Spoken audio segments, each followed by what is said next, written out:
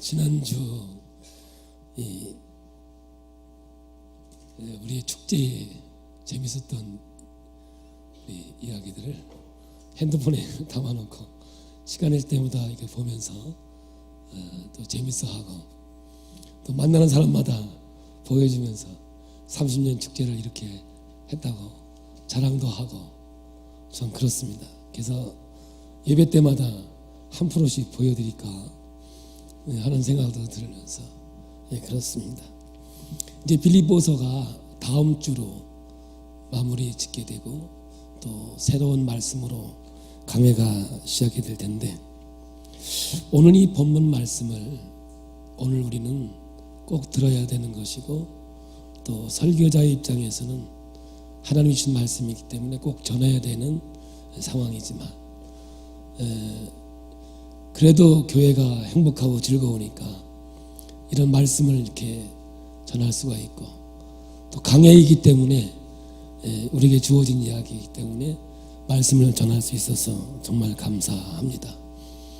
빌립보서의 내용을 이렇게 보면 사도 바울에게 있어서 평생을 힘들게 했던 그 방해꾼, 복음의 원수된 자들이 율법주의와 반율법주의였어요. 그래서 이 율법주의와 반율법주의를 복음의 원수된 자, 행악하는 자로 규정하고 있었습니다. 근데 빌립보 교회에서도 여지없이 사도 바울이 떠나면은 가만히 들어와서 이들을 변질시키는 거예요. 다른 복음, 하나님이 원치 않는 복음을 이렇게 중간에 펼쳐서 갈등하게 하고 때로는 싸우게 하고 분쟁하게 하고, 이 어려운 상황으로 교회가 이렇게 가게 되는 거예요. 마찬가지로 이 사도 바울이 로마의 빌립보 감옥에 로마의 감옥에 갇혀 있을 때 여지없이 이 빌립보 교회가 어려움을 당하고 있었어요. 그 어려움은 오늘 본문에 나오겠지만은 본질적인 어려움은 이러한 영적 싸움인 거죠. 예수 그리스도만이 우리에게 생명이 되고 예수 그리스도만이 우리의 능력이 되어야 되는데 자꾸 율법주의는 뭐냐면 틀입니다. 틀. 그러니까 자기 스펙, 자기 이력으로 천국 가겠다는 거죠.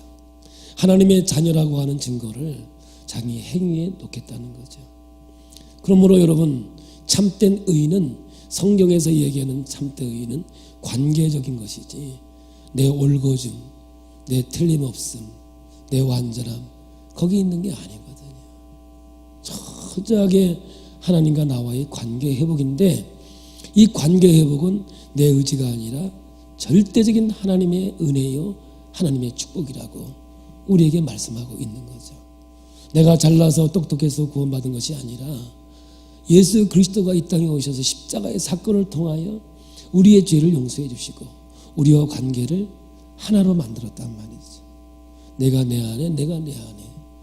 그러므로 하나님과 나와, 구약에는 성소와 지성소가 있었지만 이제 휘장이 갈라지고 그 하나님은 한 장소에 있는 것이 아니라 오늘 우리 마음속에 함께 하시면서 나와 동행하시고 역사하게 되는 줄로 믿습니다. 이것이 참된 의예요. 구원받은 백성의 삶이거든요. 그건 참된 즐거움은 뭐냐?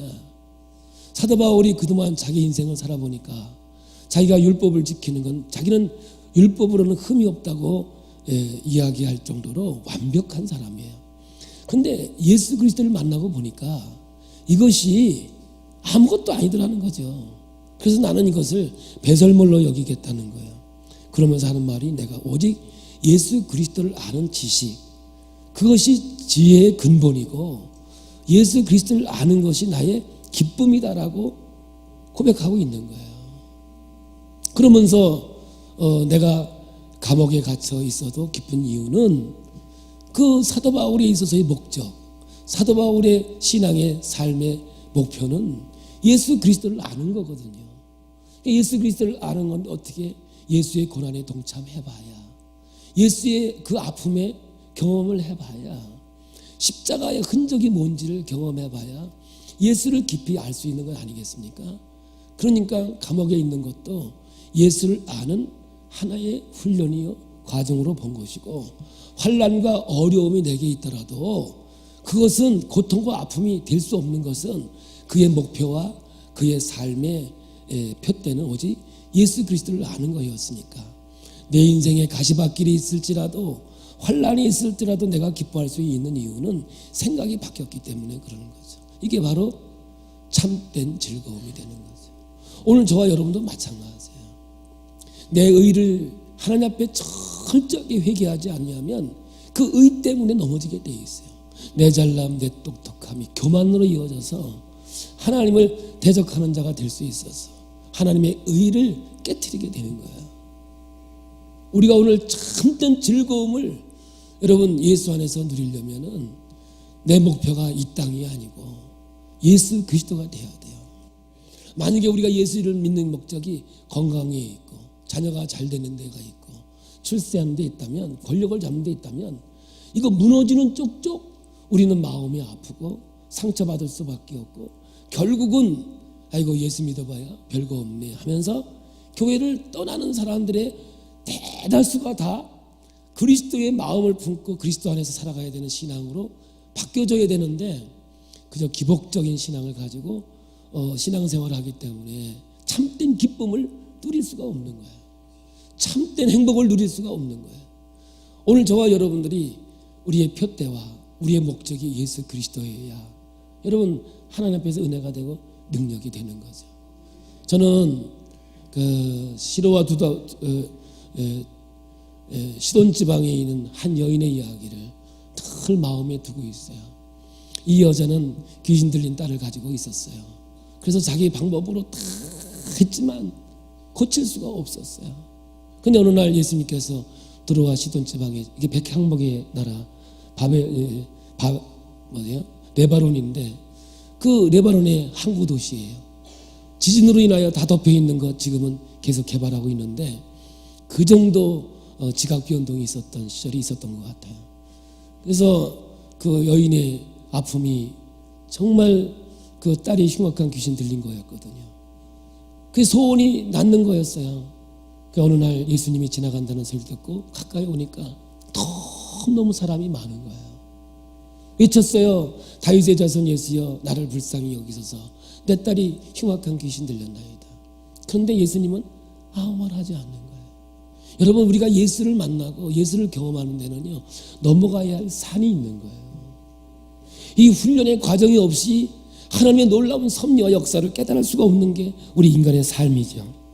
그래서 여기에서 여러분 알 수 있는 것은, 예수를 만나기 위해서는 사람을 넘어가야 되는 거죠. 여러분, 사람 때문에 넘어지면요 예수 만날 길이 없어요.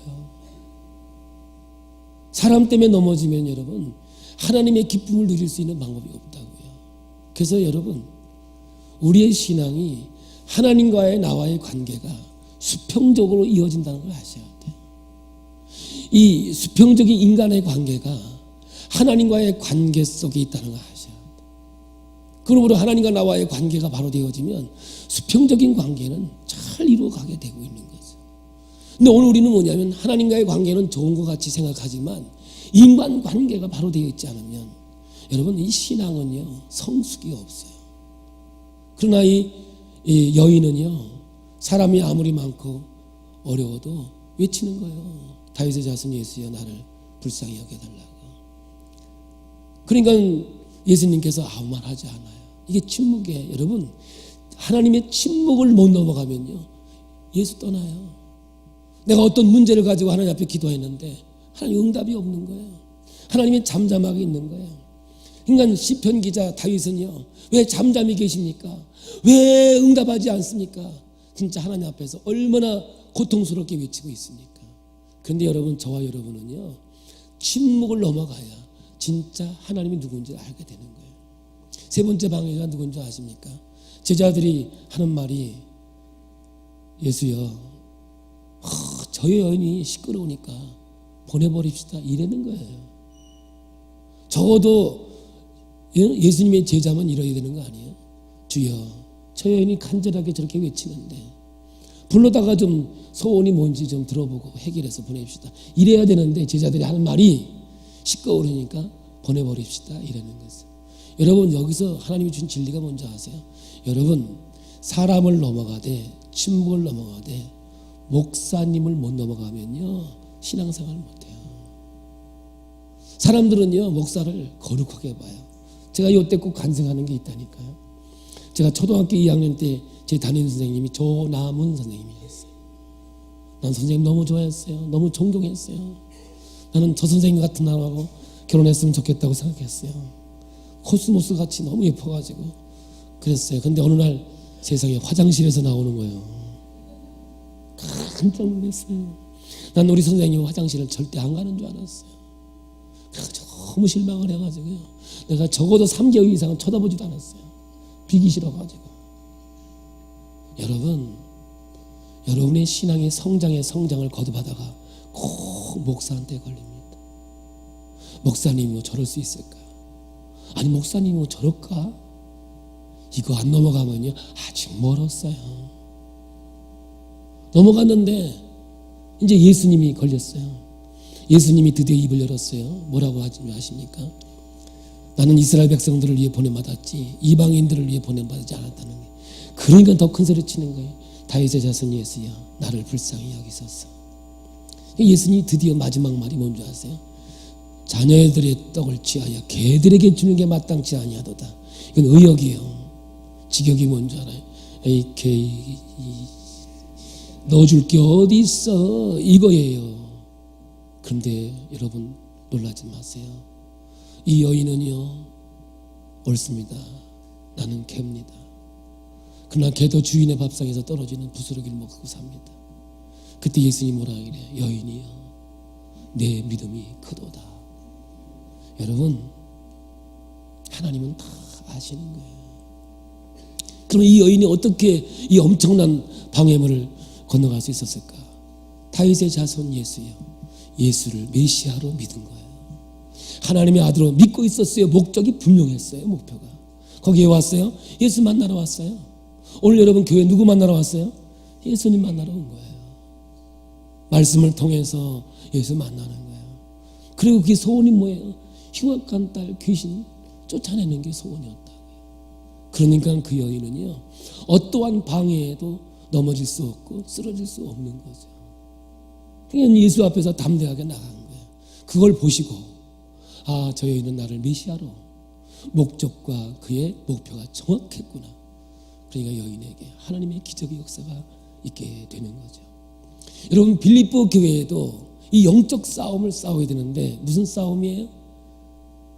이 율법주의와 반율법주의와 싸움을 싸워야 되는데 이제 이 교회에 어려움이 생겼어요. 이것이 바로 빌립보서를 기록한 목적이 되리라 저는 생각이 됩니다. 여러분 한번 성경을 보겠습니다. 빌립보 4장 2절입니다. 시작.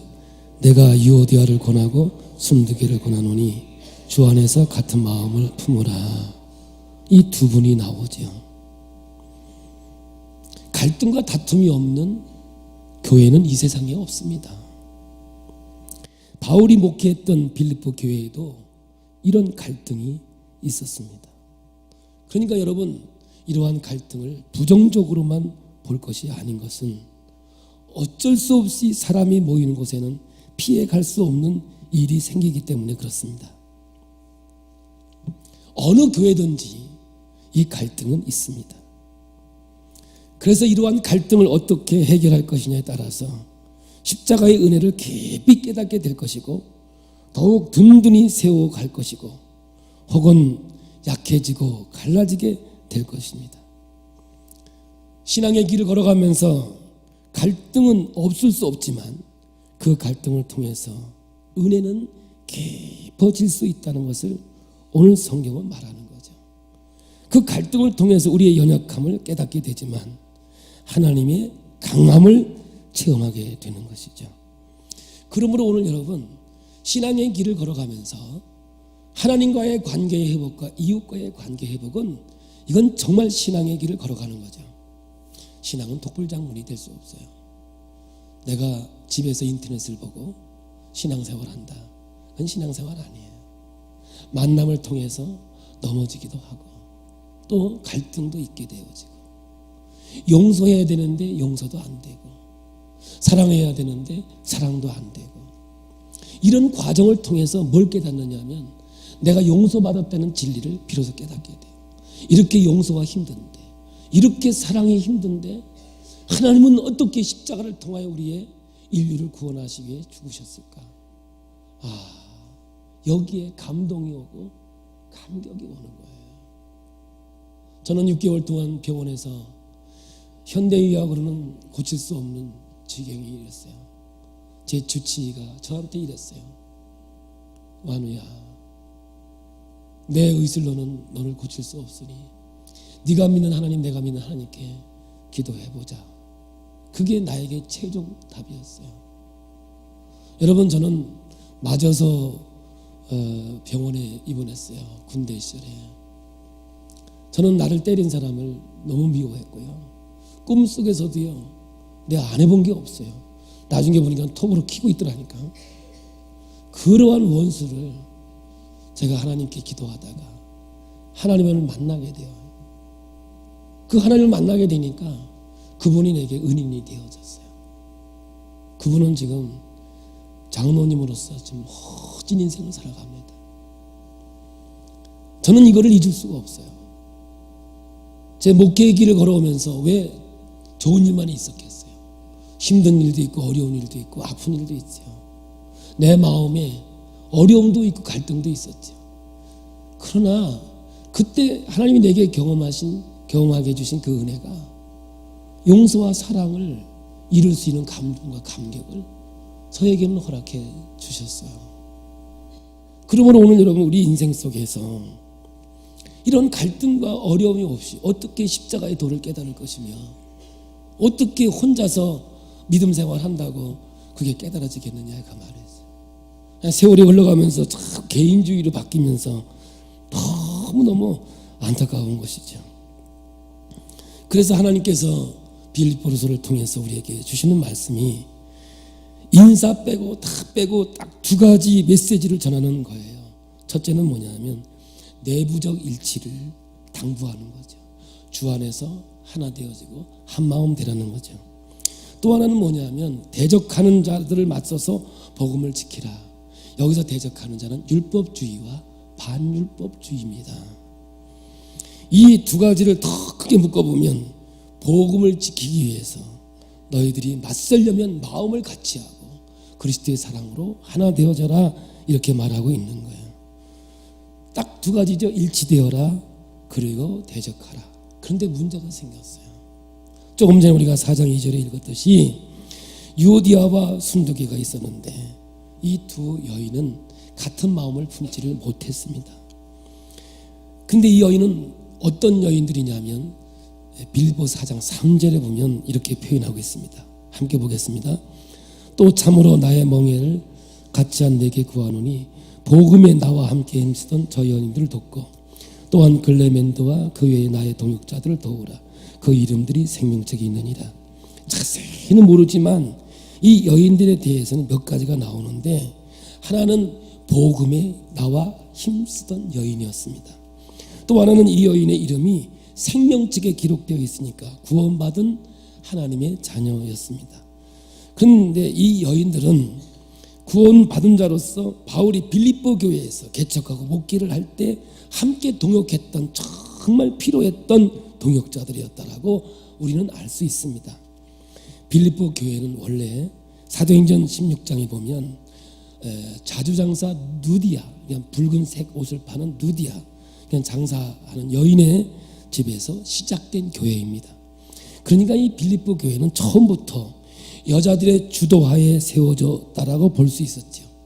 그냥 이 교회는 여건이 좀 세다, 그렇게 표현할 수 있는 교회였습니다. 근데 이 두 여인은 믿음이 있었고 복음의 사람이었고 교회를 세우기 위해서 열심히 있었던 여인들이었어요. 다시 말하면 중직이었다, 이렇게 표현할 수 있는 거죠. 그런데 문제는 이 여인이 다퉜어요. 다투는 내용은 안 나와요. 우리는 모르지만 편지를 받는 성도들은, 그 당사자들은 다 알고 있었겠죠. 그래서 설명할 필요가 없었을 거예요. 그런데 바울이 어떠한 한 사람의 편을 들어서 누구는 옳고 누구는 틀리고 그렇게 하고 있지 않아요, 이 성경에 보면. 그래서 우리가 흐름을 따라 유추할 수 있는 것은 교리의 문제는 아니었다. 만약에 교리의 문제였다면 꼭 집어서 얘기했을 거예요. 어느 한 사람의 편을 들어서 누구는 옳고 누구는 틀리고 그렇게 하지 않은 바울의 지혜가 참 대단한 거죠. 근데 이 이야기를 통해서 볼 때는 아주 사소한 얘기야. 사소한 얘기. 부부가 싸울 때요, 큰 거 가지고 안 싸워요. 뭐 가지고 싸우냐? 물 떠먹어. 네가 떠먹어. 입을 개, 네가 개. 아무것도 아니에요. 싸우다 보면 진짜 웃기는 거예요. 근데 그게 어디까지 발전하느냐? 니네 집안은 여기까지 가면 끝이에요. 아니, 그놈은 우리 왜 니네 집안까지 가냐고. 근데 여기도 같은 거예요. 아주 사소한 거예요. 그 얘기가 발전해서 교회가 엄청난 어려움으로 오게 된 거예요. 이 흐름을 여러분 보면 지금 율법주의와 반율법주의와 영적 싸움을 싸워야 할 교회가 하나가 되어도 힘든 판에 너희 둘이서 갈라지면 그 영적 싸움을 어떻게 싸울 것이며 어떻게 교회를 지켜나갈 것이며 하나님의 은혜 속에 살겠느냐, 이런 거죠. 이 싸움은 어떻게 보면 주도권 싸움일 수도 있고 시기와 질투 때문에 일어난 일일 수도 있는 거죠. 분명한 것은 이 두 여인의 싸움이 교회의 어려운 위치로 가는 거예요. 왜냐? 두 사람만 갈라졌겠어요? 거기에 이게 서서히 그랬대 저랬대 고래 하면서 하나씩 붙어가지고 완전 두 편이 되는 거예요. 그래서 여러분 교회 오시면요, 성도들을 알 때 그냥 대충 아세요. 깊이 새기지 마세요. 예수하고만 생명 걸고 새기고요. 한번 옆 좀 뒤 좀 봐보세요. 깊이 새기지 마세요. 깊이 새길 때 항상 문제가 와요. 그리고 교회 오시면요, 만나는 사람만 만나지 마세요. 전혀 도움이 안 돼요. 제가 한번 더 얘기해 볼까요? 여러분, 생각이 같은 사람은요, 남 욕할 때만 같아요. 진리를 얘기할 땐 하나가 안 돼요. 근데 남 흉보거나 어둠을 얘기할 때는요, 원수도 친구가 돼요. 그러다가 끝나면 또 헤어지죠. 그게 이 땅 위에 인간의 참 모습이에요. 그러므로 여러분들, 교회에서 제일 무서운 게 뭔지 알아요? 끼리끼리예요. 이것은요, 어려운 지경으로 가는 거예요. 참 강해가 좋은 게 이런 설교 마음대로 할 수 있다는 게 참 좋아요. 뭐가 멍한 것 같아요. 이 얼마나 두 여인의 문제로 교회가 어려움이 왔느냐 하면 이제 이 마음을 주는 거예요. 우리 빌립보서 2장 2절을 한번 봐요. 시작. 마음을 같이하여 같은 사랑을 가지고 뜻을 합하며 한 마음을 품어 아무 일이든지 다툼이나 허영으로 하지 말고 오직 겸손한 마음으로 각각 자기보다 남을 낮게 여기고 각각 자기 일을 돌볼 뿐더러 또한 각각 다른 사람들의 일을 돌보아 나의 기쁨을 충만하게 하라. 너희 안에 이 마음을 품으라. 곧 그리스도 예수의 마음이니 그는 근본 하나님의 본체이시나 하나님과 동등됨을 취할 것으로 여기지 아니하시고 오히려 자기를 비워 종의 형체를 가지사 사람들과 같이 되셨고 사람의 모양으로 나타나사 자기를 낮추시고 죽기까지 복종하셨으니 곧 십자가에 죽으십니다. 지금 이 말씀도 유오디아와 순두개의 다툼을 중재하기 위한 권면의 말씀이 되는 거예요. 겸손한 마음으로 각각 자기보다 남을 낮게 여기고 내 일만 생각하지 말고 그 사람 일도 생각하라는 거죠. 그래서 마음의 일치가 되면 사도 바울이 내 마음이 얼마나 기쁘겠느냐. 목회를 하다 보니 이런 일이 비일비재합니다. 이런 컨텐츠 앞에서 이 말씀이 나온 거거든요. 우리 주님께서는 그렇게 겸손으로 우리를 섬겨주셨는데, 근데 너희도 어떻게 다투고 싸우고 있느냐?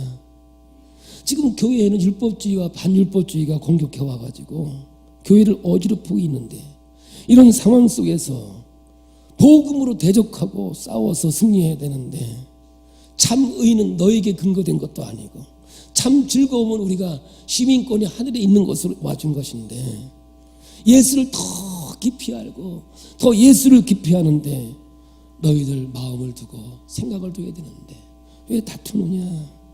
그러면서 4장 1절에 그러므로 이게 나와요. 그러므로 뭐예요? 앞에 것을 다 받아서 이런 뜻이에요. 받았죠? 읽어봐요. 시작. 그러므로 나의 사랑하고 사모하는 형제들, 나의 기쁨이요 멸관인 사랑하는 자들아, 이와 같이 주 안에 서라.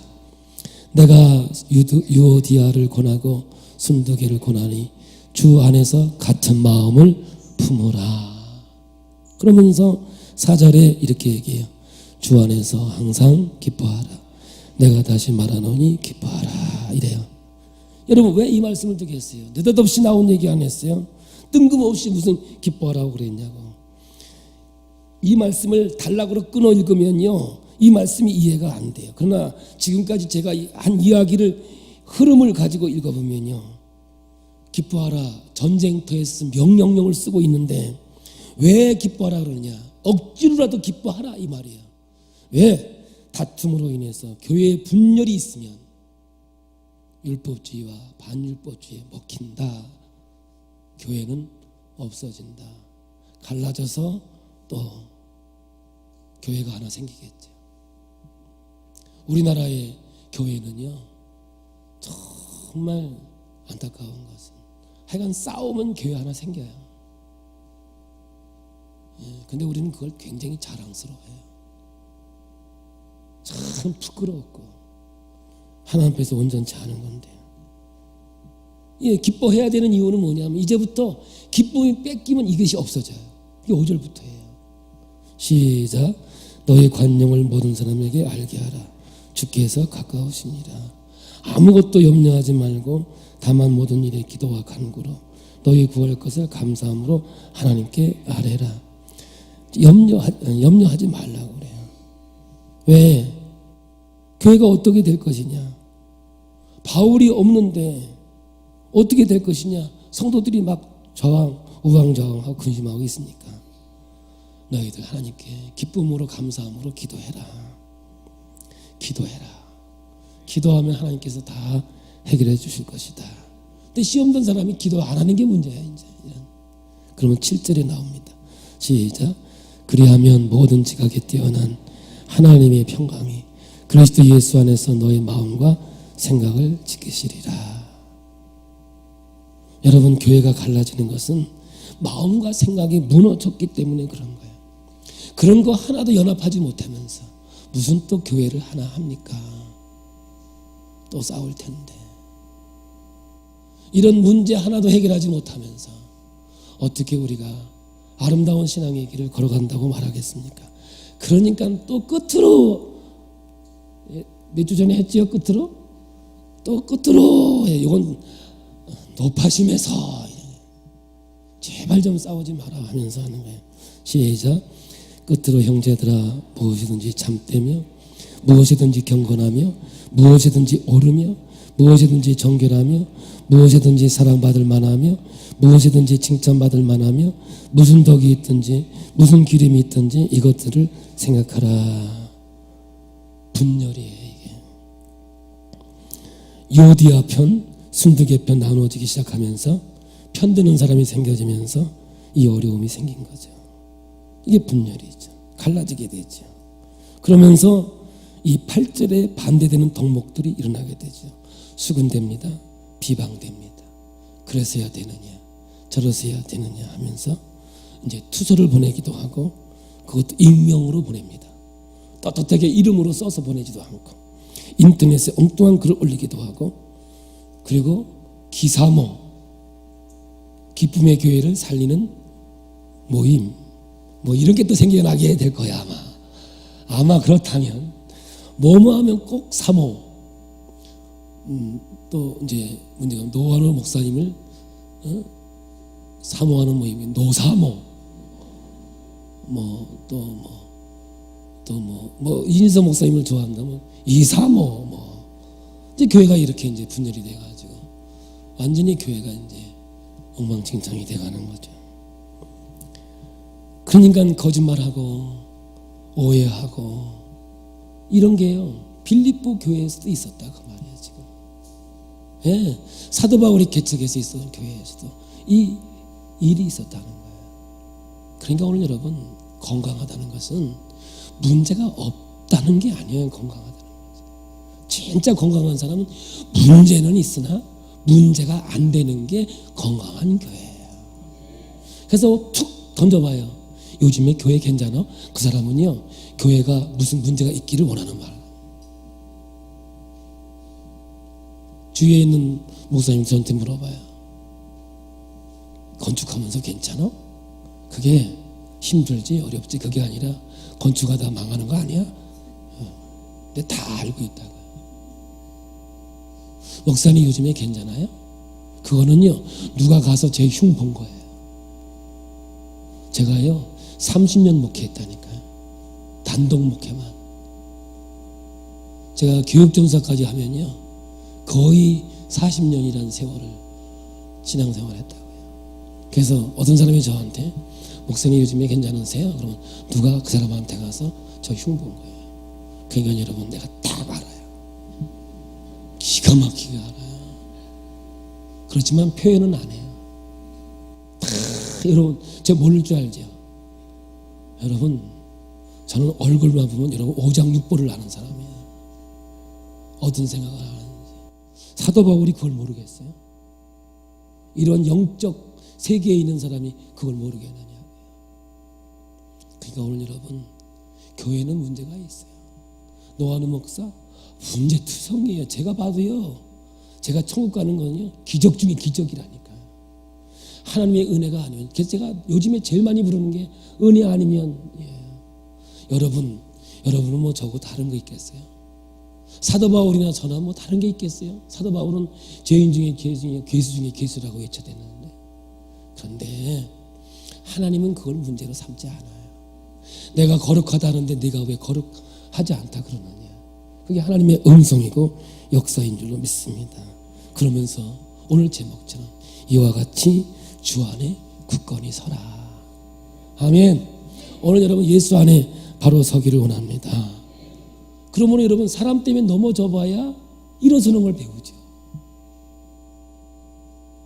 여러분 억울함을 당해봐야 용서가 뭔지를 배우죠. 무슨 수로 배워요.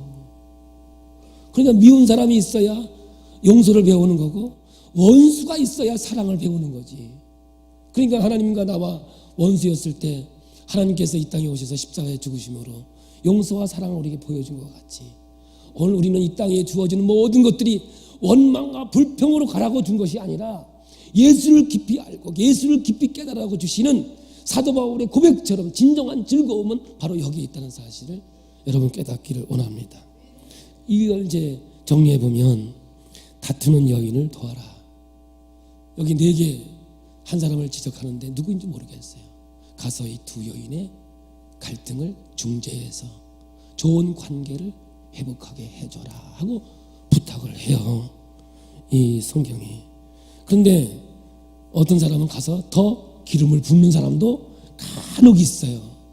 말로 하면 되냐 주먹으로 하지 해가면서 그런 경우도 있게 있어요. 그래서 정말 귀한 사람은 누구냐?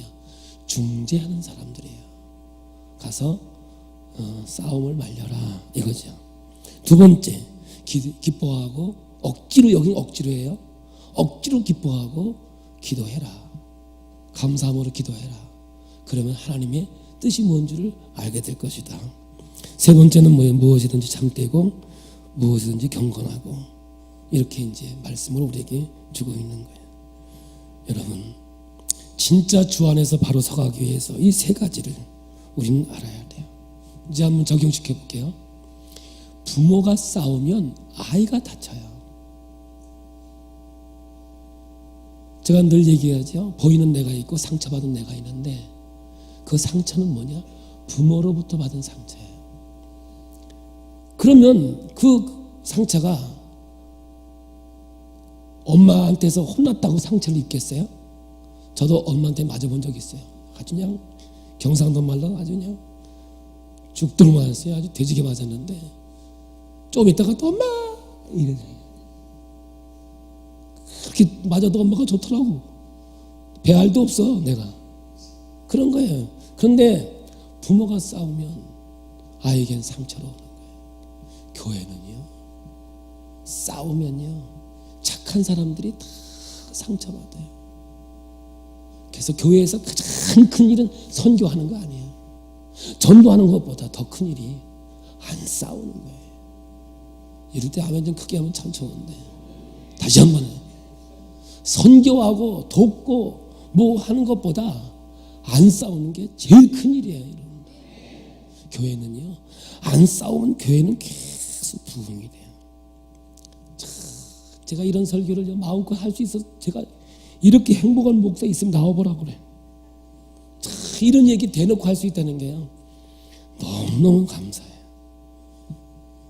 여러분, 혹시 복음의 감격이 상실되어 있다면, 영적으로 곤고하고 침체해져 있다면, 나는 열심히 성경 공부하고 말씀을 매일 듣는데 영적으로 침체되어 있다면, 혹시 수평 관계가 껄끄러운 부분이 있어서 그런 것이 아닌가 한번 체크해 보시고요.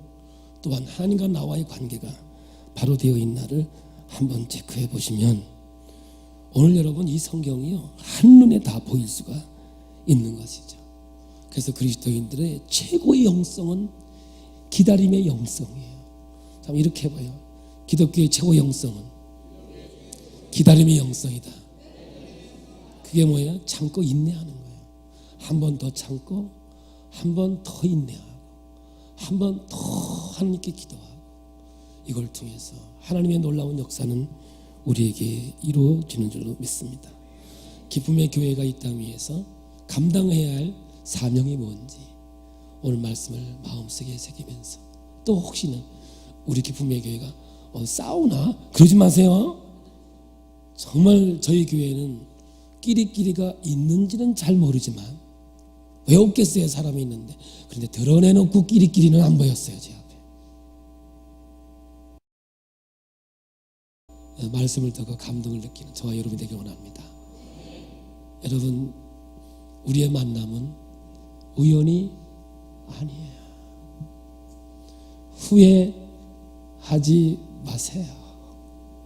예수님을 닮아가고 예수님을 배우라고 하나님께서 허락해 주신 은혜의 도구라는 사실을 잊지 마시고, 늘 감사하면서 용서와 사랑을 배워가는 저와 여러분이 되기를 예수 이름으로 축복합니다. 신실하게